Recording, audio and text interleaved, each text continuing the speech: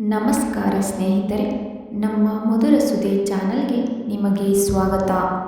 ಇಂದಿನ ಕೃಷ್ಣ ಸಂದೇಶವನ್ನು ನೋಡುವ ಮೊದಲು ನಮ್ಮ ಚಾನಲನ್ನು ಹೊಸದಾಗಿ ವೀಕ್ಷಿಸುತ್ತಿದ್ದರೆ ಸಬ್ಸ್ಕ್ರೈಬ್ ಮಾಡಿಕೊಳ್ಳಿ.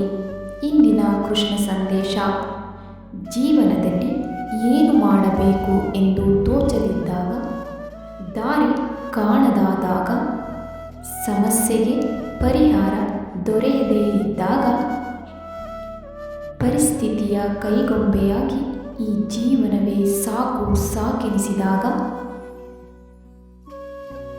ಆಗ ಒಮ್ಮೆ ಮನಸ್ಸಿನಲ್ಲಿ ಸಮಯ ಮತ್ತು ದೇವರನ್ನು ನಂಬಿ. ಏಕೆಂದರೆ ಸಮಯಕ್ಕೆ ಕಲ್ಲಿದ್ದಲನ್ನು ವಜ್ರವನ್ನಾಗಿ ಪರಿವರ್ತಿಸುವ ಶಕ್ತಿ ಇದೆ.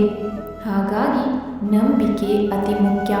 ಹಾಗೆಯೇ ಭಗವಂತನಿಗೆ ಸಾಮಾನ್ಯನನ್ನು ರಾಜನನ್ನಾಗಿಸುವ ಶಕ್ತಿ ಇದೆ. ತಾಳ್ಮೆ ಇರಲಿ, ತಾಳ್ಮೆಯಿಂದ ಎಲ್ಲವನ್ನೂ ಸಾಧಿಸಬಹುದು. ನಾವು ಹೆದರಿ ಬದುಕಬೇಕಾಗಿರುವುದು ನಮ್ಮನ್ನು ಸೃಷ್ಟಿಸಿದ ಭಗವಂತನಿಗೆ ಹೊರತು